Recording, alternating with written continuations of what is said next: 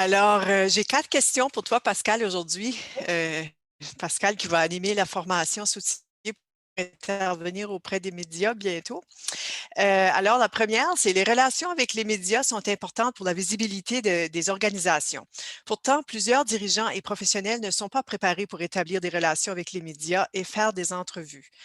Parlez-nous en bref de l'importance de garder ces relations et de créer ces relations et de bien se préparer pour intervenir auprès des médias. D'abord, bonjour tout le monde. Merci d'être là. Je vais essayer d'être brève. Des fois, je peux m'allonger, mais je vais essayer de garder ça dans les temps. Pourquoi c'est important de créer des relations? Pour différentes raisons. La première, je vous dirais que les médias restent encore une façon très efficace de rejoindre différents publics. Quand on est une organisation et qu'on a besoin soit du soutien de notre communauté ou même qu'on a besoin d'interpeller un gouvernement pour différentes raisons, les médias publics restent une façon que les gens vont valoriser beaucoup. Les gens vont voir l'information dans les médias, que ce soit à la radio, dans les journaux, à la télévision, comme un gage de quelque chose qui est solide, de quelque chose qui est sérieux, qui vaut la peine qu'on prenne le temps de s'y arrêter. Donc, déjà là, pour une organisation, cette capacité d'influence-là devient extrêmement importante.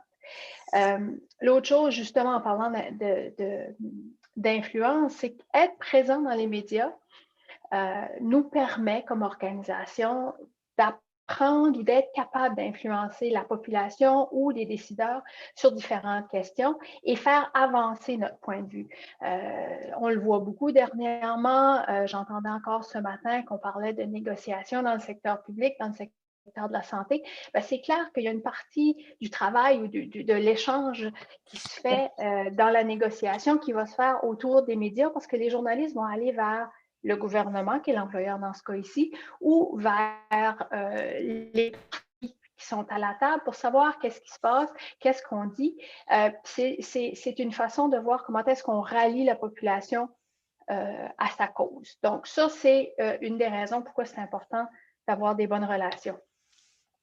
Bien se préparer ou entretenir ces relations-là, ça veut dire de dire oui à des demandes d'entrevue une fois de temps en temps.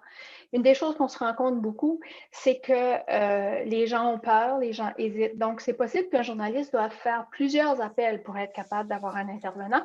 Ou l'autre chose qu'on se rend compte, c'est que c'est souvent les mêmes personnes qui finissent par être les intervenants. Donc, il y a peut-être des pans de l'histoire qu'on manque. Il y a peut-être quelque chose qui se passe dans votre organisation que l'on ne sait pas ou qui pourrait intéresser la population, mais parce qu'il y a une réticence de la part d'une personne à offrir ou à accepter de donner des entrevues, ces nouveautés-là, ces informations-là se perdent et ça vous fait perdre comme organisation aussi une capacité de rayonner ce que vous faites un peu plus largement. Intéressant. Donc, c'est ça, c'est de dire oui, puis de varier les intervenants que tu recommandes. Ça fait bien du sens. C'est vrai que souvent, on entend les mêmes intervenants, là. Puis je vais me permettre d'ajouter quelque chose, Sylvie. Il y a quelques années, j'avais travaillé avec un regroupement féministe du Nouveau-Brunswick, puis ils avaient fait une étude qui avait démontré à quel point il y avait plus de femmes comme intervenantes dans les médias. Puis souvent, c'est parce que les femmes hésitent plus que les hommes, ce qui fait que le portrait qu'on voit beaucoup des experts dans la province, dans le pays, ça reste encore extrêmement masculin. Je vois qu'il y a beaucoup de femmes là, autour de la table. Je vous lance ça comme ça dans l'univers. Intéressant. OK. Alors, selon toi, Pascal, qu'est-ce qui fait hésiter les gens lorsqu'ils reçoivent un appel ou d'une journaliste? Il y a plusieurs choses, mais je pense que la première est probablement la conception que l'on a du monde des médias et des journalistes. Puis cette conception-là, elle est influencée par deux choses.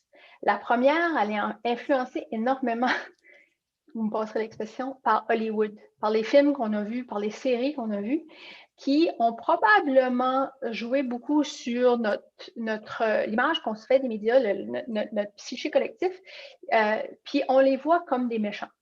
C'est bien, bien rare dans les films, dans des séries, qu'on dépeigne les journalistes comme ils le sont vraiment ou les médias comme ils le sont vraiment. C'est pas vrai qu'il y a un scoop tous les jours dans les médias. C'est pas vrai qu'on épeigne quelqu'un, à moins qu'on soit des politiciens. Ça, je dis toujours que c'est une catégorie à part, là, parce qu'il y a une relation très particulière entre les médias et le politique.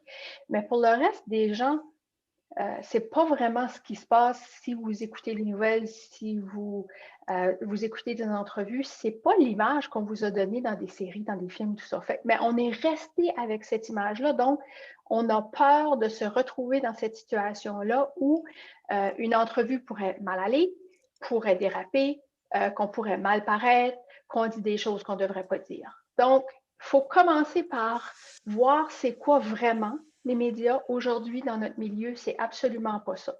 L'autre chose, je pense, qui fait que les gens hésitent, c'est qu'ils ont peur d'hésiter quand ils vont répondre. Ils ont peur de ne pas dire la bonne chose ou ils ont peur de ne pas être capable vous savez, de tenir une réponse sans bafouiller, sans revenir sur un mot ou des choses comme ça. Puis, cette question-là aussi de je vais avoir l'air de quoi? Je ne sais pas pour vous autres, mais moi, je suis un peu tannée de me voir d'un écran là, depuis le début de la pandémie parce qu'on ne l'a peut-être jamais autant fait. Puis ça, c'est l'autre chose. Je vais avoir l'air de quoi? Sais-tu vraiment moi qui est la bonne personne? Est-ce que j'ai les connaissances? Fait que, grosso modo, là, je crois que c'est dans ces eaux-là qu'on patine quand on m'a dit que les gens ne veulent pas y aller. Hmm. Est-ce que tu peux, moi je te tutoie, Pascal, Oh, bah on oui, se ça fait longtemps connaît que je te bien, là. tutoie. Nous donner 2 trucs afin de se préparer pour une entrevue? Vous savez, c'est très correct quand on nous demande une entrevue de poser nous-mêmes des questions avant de dire oui. C'est correct de demander aux journalistes, qu'est-ce que tu veux savoir? Qu'est-ce que tu sais déjà? Est-ce que tu as parlé à d'autres personnes? Parce que de poser ces questions-là vont vous situer déjà dans l'angle que le journaliste se dirige. Qu'est-ce que les informations qu'il y a déjà?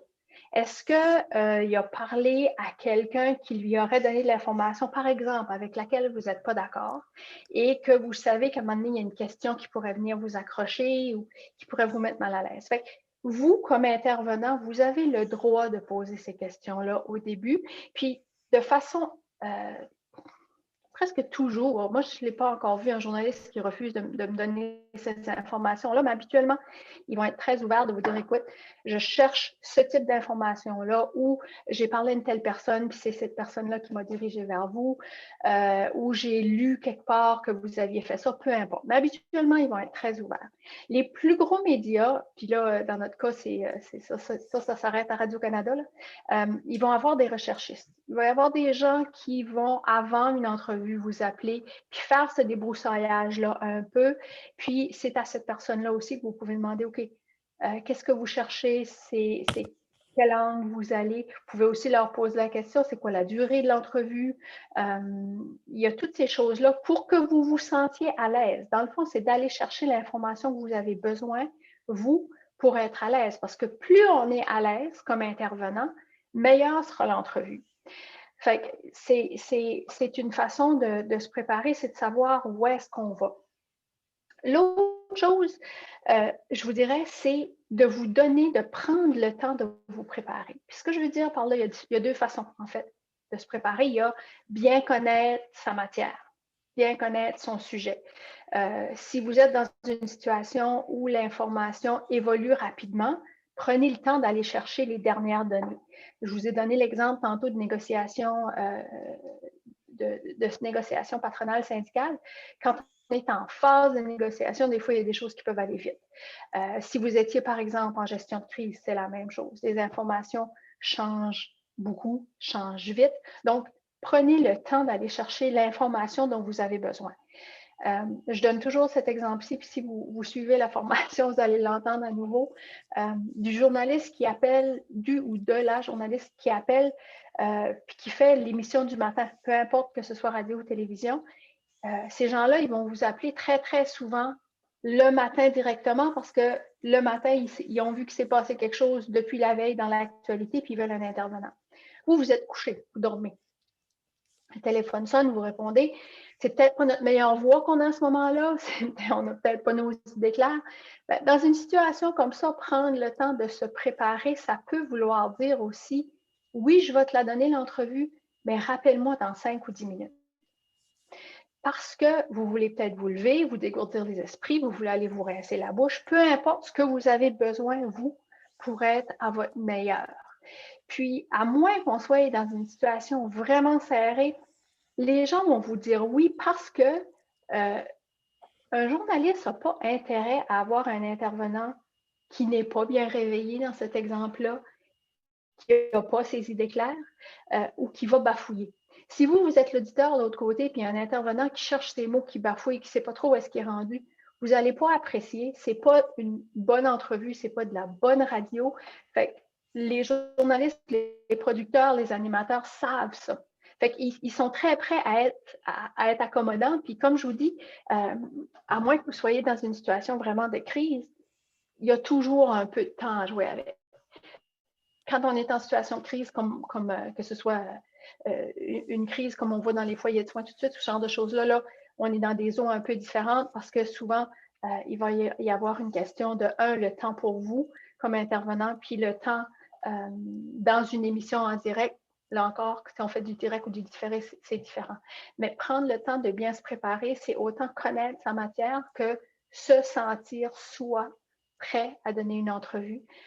Si vous sortez, par exemple, d'une réunion qui a été houleuse, puis vous savez qu'il y a des gens qui vous attendent avec des micros à l'extérieur, avant de sortir, vous voulez peut-être prendre un 30 secondes pour vous décrocher les épaules, les oreilles de ces épaules, puis vous donner le temps de relaxer parce que ça encore, quand on est en contrôle de son stress, on donne de bien meilleures entrevues. Fait que toutes des petites choses comme ça dont on va parler pendant la formation parce qu'il y a d'autres trucs, mais vraiment de se connaître puis de savoir où est-ce qu'on va, je pense que c'est les deux choses qui sont plus importantes quand on veut donner des entrevues.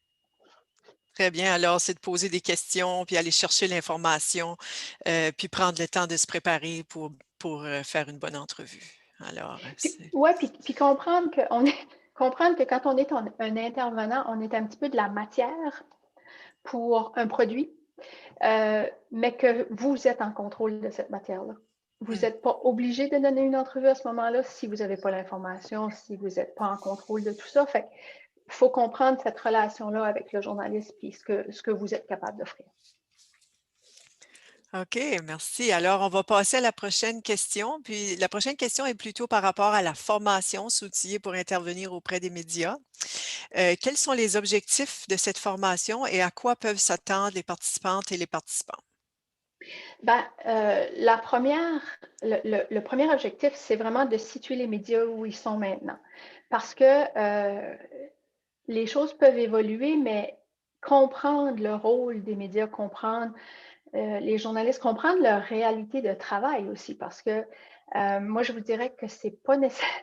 Je les admire beaucoup parce que plus on avance et plus leur travail devient complexe et devient serré. Quand moi j'ai commencé en communication, on a dit 20 ans tantôt, mais ça s'en va sur 30 assez allègrement. On avait beaucoup plus de flexibilité. On était moins dans un monde qui allait vite. Donc, les réalités ont changé. Il faut être conscient de ça. Il faut être conscient aussi entre médias dans quel monde ils évoluent. Parce que ça va avoir une grande influence sur comment est-ce qu'ils vont arriver vers vous, puis avec quel type de demande ils vont aller vers vous. L'autre chose, comprendre votre rôle comme intervenant.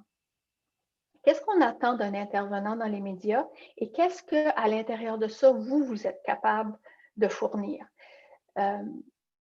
Ça peut aussi dire comment est-ce que je détermine qu'est-ce qui m'appartient dans une entrevue et ce qui ne m'appartient pas. Souvent, quand les gens se font taper sur les doigts ou se font squeezer en entrevue, c'est parce qu'ils ont débordé un peu. Ils sont allés vers des tendances où ils ont donné des réponses qui ne leur appartenaient pas. Fait qu'est-ce qui est moi j'appelle ça la patinoire, qu'est-ce qui est votre patinoire? C'est quoi votre aire de jeu? Et qu'est-ce qui ne vous appartient pas? Et comment, à un moment donné aussi, bonjour la belle fille, comment, à un moment donné, aussi être capable de dire à un journaliste que non, je n'irai pas là. C'est quoi mes limites à moi? Parce que ça aussi, il y a des façons de le faire, puis il faut être capable de le faire. Quand on met ses limites, le journaliste le sait, la conversation est beaucoup plus agréable. Puis, la troisième chose qu'on va faire pendant cette entrevue-là, c'est vraiment une série de pour se préparer à l'entrevue, pour savoir comment arriver prêt, que ce soit qu'on vous demande une entrevue dans 15 minutes ou dans un parcours plus long, plus professionnel. Qu'est-ce que vous pouvez faire de temps en temps pour vous aider à être prêt pour le moment où cet appel-là va venir, quand vous vous demandez d'être un intervenant radio, télé, journaux, web, peu importe. Des trucs, des pratiques, des choses que vous pouvez inclure dans votre quotidien une fois de temps en temps pour sentir que vous maîtrisez vraiment lors de donner des entrevues. Très bien. Merci beaucoup, Pascal, pour une vue d'ensemble de la formation qui approche.